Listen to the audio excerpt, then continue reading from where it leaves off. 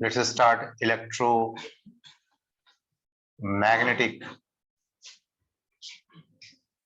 wave. Electromagnetic wave बड़ा ही छोटा chapter है और आज ही खत्म हो जाए, ठीक है। 1 मिनट स्टॉप नाउ। देखें, इलेक्ट्रोमैग्नेटिक वेव, लाइट वेव कौन सा वेव है भाई? लाइट वेव,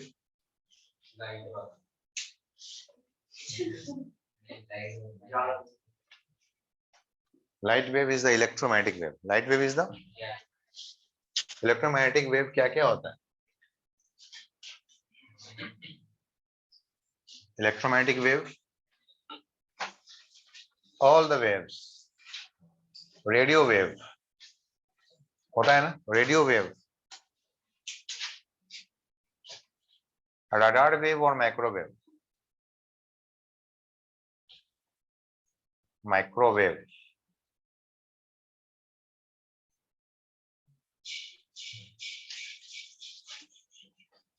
इंफ्रारेड,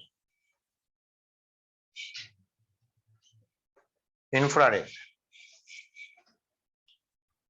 विजिबल रे, ये जिसको लाइट वेव बोलते हैं, दैट इज द विजिबल रे। ये हमारे लिए लाइट वेव जो सन से आता है या यहां से निकलते हैं, these are the electromagnetic waves. हम सब चारों तरफ से इलेक्ट्रोमैग्नेटिक वेव के जाल में बस फंसे हुए हैं। Visible, visible ray, infrared ray, infrared wave, invisible wave, ऐसे बोल सकते हैं। Next, next, no idea. Ultraviolet rays, ultra, ultra wave, ultraviolet, ultraviolet ray, हाँ, इंफ्रारेड, विजिबल, फिर अल्ट्रावायलेट, उसके बाद आएंगे एक्सरे, फिर गामा रेज।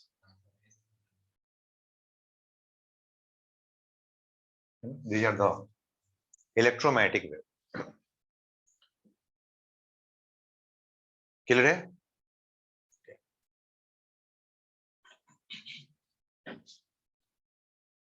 हम इसे ही देख पा रहे हैं, बस विजिबल रे को ही देख पा रहे हैं, बाकी हम देख तो नहीं पा रहे। बाकी की नुकसान से या फायदे से हमें पता चल पाता है। हाँ, रेडियो वेव, रडार वेव, इन सब की वजह से रेडियो सुनते हैं, आवाज आती है, जाती है, वॉकी टॉकी बात करते हैं, इन सब चीजों पे सभी इलेक्ट्रोमैग्नेटिक वेव ही है। फोन वगैरह सब कुछ इसमें ही आते हैं, इलेक्ट्रोमैग्नेटिक वेव। इंफ्रारेड बॉडी की हीट से जनरेट होता है, हीट इंफ्रारेड देता है। मशीन को भी हीट, थर्मल एनर्जी, कौन सा एनर्जी में इमिट करता है? इंफ्रारेड। तो चाहे हेलीकॉप्टर हो, कोई प्लेन हो, कोई भी मशीनरी जब चल रहा हो, चलते हैं तो उसमें से हीट जनरेट होते हैं और इंफ्रारेड वहां से आता है, और इंफ्रारेड कैमरा से हम उसको कैप्चर कर सकते हैं। लाइट जब आमतौर पे जब कैमरा पे फोटो तभी आता है जब लाइट आते हैं, लाइट जब एक्सपोज होता है। लेकिन जब नाइट फोटो की बात करते हैं, नाइट कैमरा की बात करते हैं, नाइट विजन की बात करते हैं, तो वहां पे हमें इंफ्रारेड की जरूरत है। वहां पे इंफ्रारेड हमारा काम करता है। अगर कोई ह्यूमन बीइंग, कोई डेड पर्सन का फोटो नहीं आ पाता है नाइट विजन में। अगर कोई लाइव पर्सन है, उसकी बॉडी से हीट निकल रहे हैं, तो फिर उसकी फोटो आता है नाइट विजन में।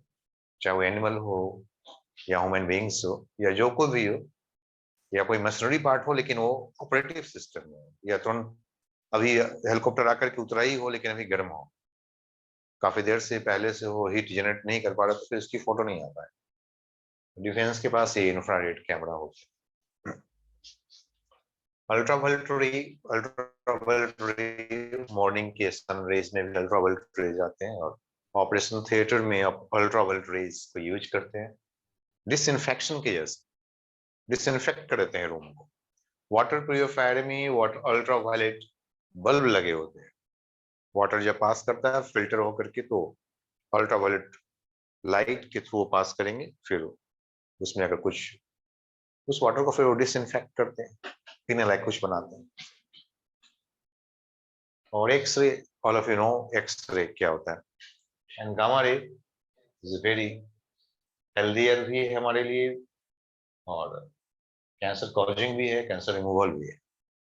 ज्यादा एक्सपोजर से कैंसर होते हैं, और जब कैंसर होते हैं तो फिर इसकी वजह से कीमोथेरेपी करते हैं गामा रे रेडिएशन। नुकसान भी है फायदे भी है, नुकसान ज्यादा है फायदे कम। जितने भी रेडियो एक्टिव एलिमेंट्स होते हैं यूरेनियम सभी से गामा रेज निकलते हैं। गामा रे का खासतौर पे जो इमिशन होता है जब न्यूक्लियस जब ब्रेक करता है, न्यूक्लियस जब ब्रेक करता है, जब न्यूक्लियर डिके होता है तो न्यूक्लियस अपने एक्साइटेड स्टेट में आ जाता है, और जब अपने एक्साइटेड स्टेट से फिर अपने ग्राउंड स्टेट, अपने लोएस्ट एनर्जी स्टेट में फिर वो आता है, तो जो एनर्जी इमिट होता है उसकी जो वेवलेंथ या जो फ्रीक्वेंसी होती है वो गामा रेज का होता है। तो रेडियो एक्टिव एलिमेंट्स में गामा रेज होता है, यानी कि रेडियो एक्टिव एलिमेंट्स का मतलब होता है अनस्टेबल न्यूक्लियस। तो ये सब है इलेक्ट्रोमैग्नेटिक वेव, इनके बारे में जितना चाहें उतना जान सकते हैं, इनके फायदे नुकसान एनसीईआरटी किसी बुक्स में आप पढ़ करके इसके फायदे नुकसान समझ सकते हैं। साथ में हम यहाँ पे बस ये समझ सकते हैं कि एक मतलब इनकी एक ये जो ऑर्डर है किस ऑर्डर में रखा हुआ है, तो एक वेवलेंथ या फ्रीक्वेंसी के order. Higher the frequency higher the energy, सबसे ज्यादा एनर्जी किसका है, गामा का। तो फ्रीक्वेंसी सबसे ज्यादा किसका है, गामा का। But higher the frequency lower the wave, higher the frequency तो इसकी हाई फ्रीक्वेंसी, ये जो ऑर्डर है ये हाई फ्रीक्वेंसी में है, और बोल सकते हैं हाईएस्ट फ्रीक्वेंसी है। तो हायर फ्रीक्वेंसी की तरफ जाता है, lower frequency to higher frequency की तरफ, lower frequency lower frequency to higher frequency की तरफ ये ऑर्डर बनाए हुए हैं। और वेवलेंथ के फॉर्म में बोलेंगे तो हाई वेवलेंथ, लॉन्गेस्ट वेवलेंथ, किसका वेवलेंथ सबसे ज्यादा है भाई, रेडियो। तो this is the longest wavelength, the longest wavelength, longest wavelength to shortest wavelength की तरफ जाता है। Don't talk please.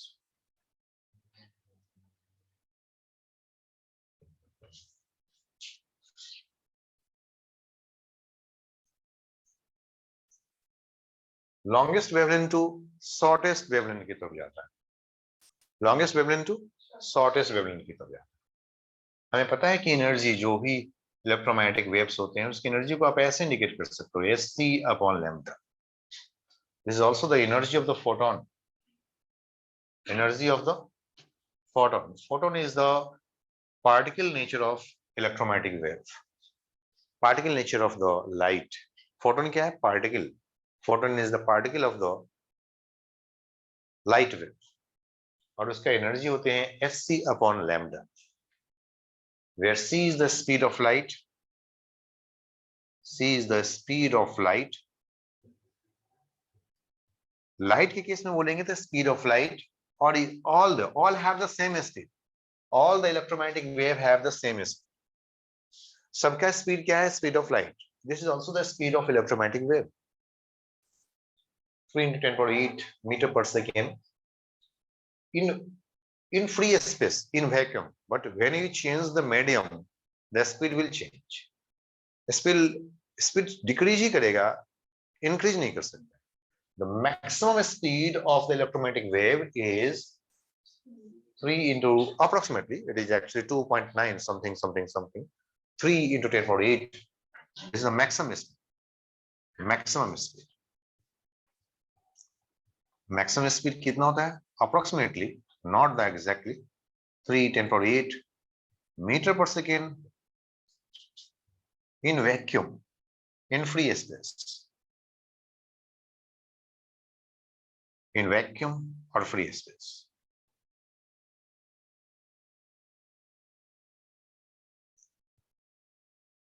लेकिन किसी डिफरेंट मीडियम में इसका स्पीड कम हो जाती है, किसी डिफरेंट मीडियम में इसका स्पीड कम हो जाती है.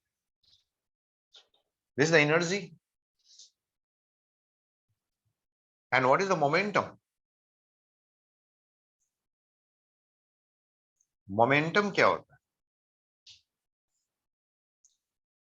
Momentum is p and it is the energy by speed of light. Momentum क्या होता है? E by c. मोमेंटम क्या होगा? E by c. Momentum is E by c.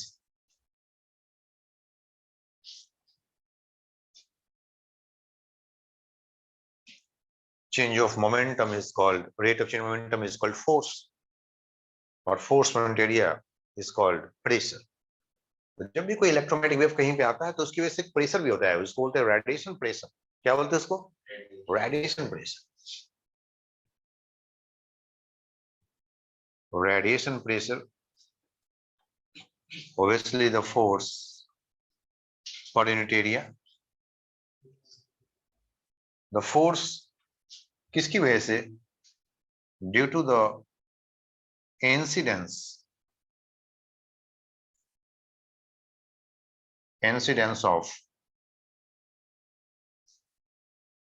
incidence and reflection. Incidence and reflection, what would be the cases? कोई जरूरी नहीं कि हमेशा रिफ्लेक्शन हो जाए.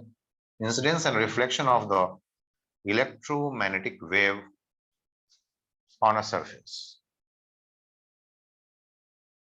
ऐसा हो सकता है. Per unit area, per unit surface area. And what is the force? The force is dB upon dt, rate of change momentum per area. Force क्या होता है भाई? Newton's law of motion, dP upon dt, the rate of change in momentum. Rate of change in momentum.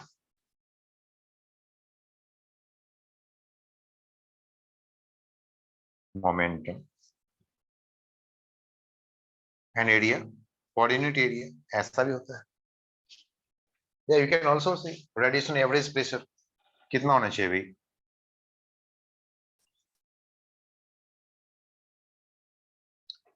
Average value of the pressure क्या हो सकता है? So that is the delta P. यहाँ पे P for the momentum, यहाँ पे P पूरा लिख दिया है pressures के लिए. तो delta P upon delta T, A upon A into delta T, ऐसा बोल सकते हैं ना? Delta P, this is the mod ले लेते हैं. This is the pressure, isn't it? Okay. तो कहीं पे कितना प्रेशर आ रहा है किसी इलेक्ट्रोमैग्नेटिक वेव का, रेडिएशन प्रेशर क्या आ रहा है, किस पर डिपेंड करता है, किस एंगल से आ रहा है. अगर कोई आए सामने सामने आए, सामने सामने निकल जाए तो चेंज मोमेंटम डबल हो जाता है. किसी एंगल से जाएंगे तो जो परपेंडिकुलर कंपोनेंट होते हैं सरफेस का, उसका डबल हो जाता है. और कुछ एब्जॉर्ब कर लिया तो फिर चेंज मोमेंटम देखते हैं कितना इंसिडेंट आया, कितना एब्जॉर्ब कर लिया. तीन केस हो सकते हैं. We can do.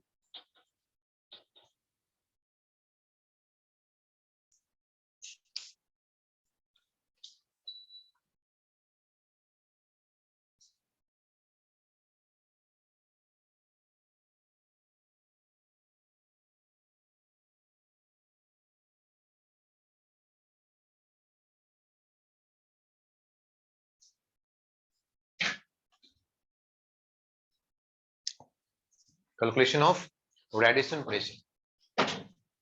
तो कैलकुलेशन ऑफ रेडिएशन प्रेशर्स पे कुछ क्वेश्चंस आएंगे. तो इसमें हम कई केसेस देख सकते हैं. हमने 3 कॉलम्स यहाँ पे लेते हैं, सबके लिए इकट्ठे बना लेंगे यहाँ पे, है ना. हमारे पास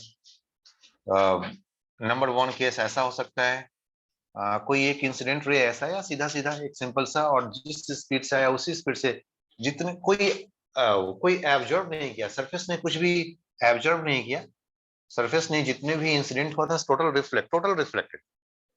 तो किस एनर्जी से आया भाई? ई एनर्जी से आया। किस मोमेंटम से आया भाई? आपकी एनर्जी क्या है भाई? मैं बोल सकता हूँ एच सी अपॉन लेमडा है। अच्छा, आपकी मोमेंटम क्या है भाई? तो पी है। आपकी मोमेंटम की वैल्यू क्या है? ई अपॉन सी है या एच अपॉन लेमडा है, यू कैन से।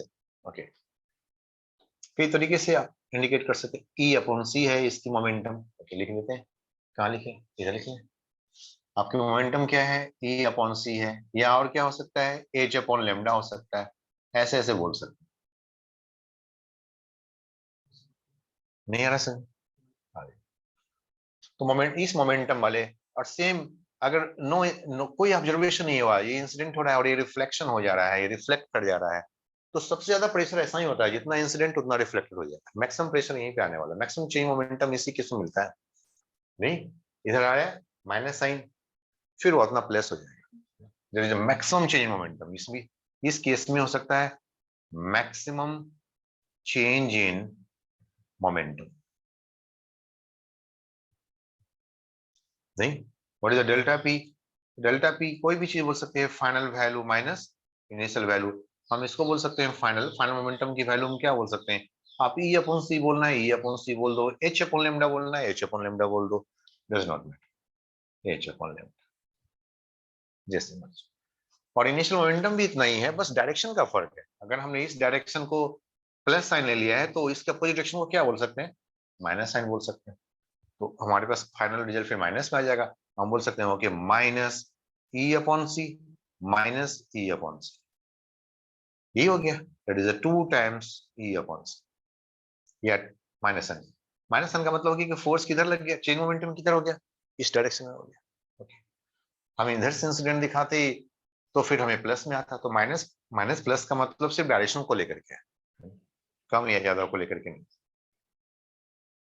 तो ये चेन मोमेंटम हो रहा है। चेंज मोमेंटम मैग्नीट्यूड में फॉर्म बोल लेंगे तो ऐसे बोल सकता हूँ, this is the magnitude, two E upon C. लेकिन समटाइम्स कभी कभी डायरेक्शन पूछता है, इन विच डायरेक्शन? भाई जिधर से आया ना उसी direction, towards the side of the incident wave, towards the side of the incident wave, उधर या towards, या जिधर से आ रहा है side of the wave, side of the wave जिधर से आया उसी तरफ फोर्स लगता है। तो ये चेंज मोमेंटम हो गया। Then what is the pressure? What is the radiation pressure? अच्छा, प्रेशर की वैल्यू क्या होने वाला है? तो we can say okay 2e upon C, ये तो हो गया चेंज मोमेंटम बाय एरिया और पर यूनिट टाइम। फिर टाइम से भी डिवाइड करना पड़ेगा, टाइम टाइम देना पड़ेगा इसे, टाइम। सपोज टी टाइम के लिए हम बोल सकते हैं delta T, we can say delta T. ऐसा प्रेशर आ सकता है, जो भी प्रेशर है हम यहाँ से कैलकुलेट कर सकते हैं।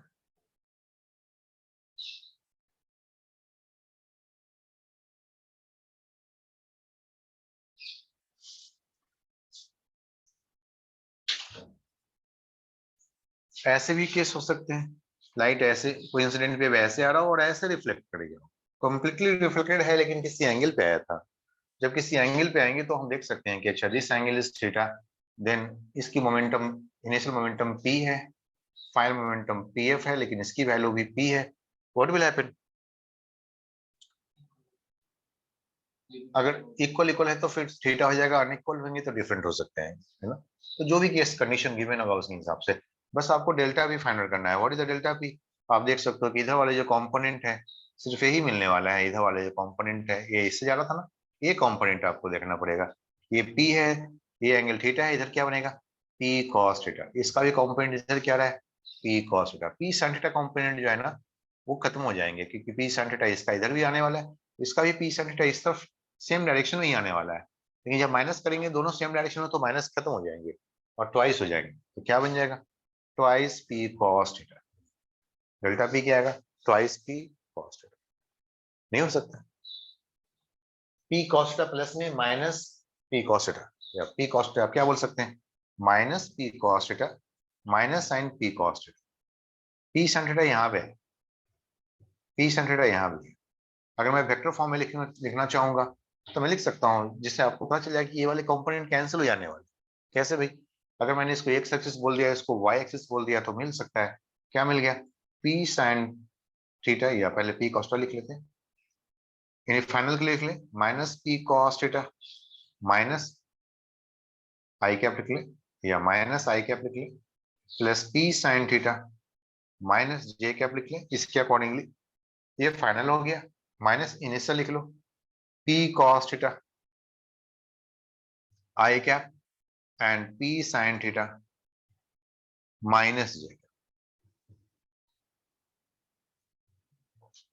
इनको सॉल्व करने पे पी साइन थीटा यहाँ पे माइनस जे है, और यहाँ पे माइनस माइनस मिलके प्लस आने वाला है, दोनों मिलकर कैंसिल हो जाना, फाइनली आपको मिलेगा माइनस 2p कॉस थीटा।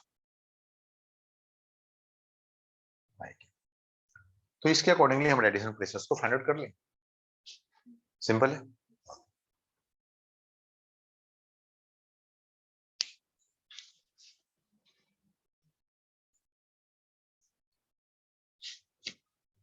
ये भी कैसा है, परफेक्टली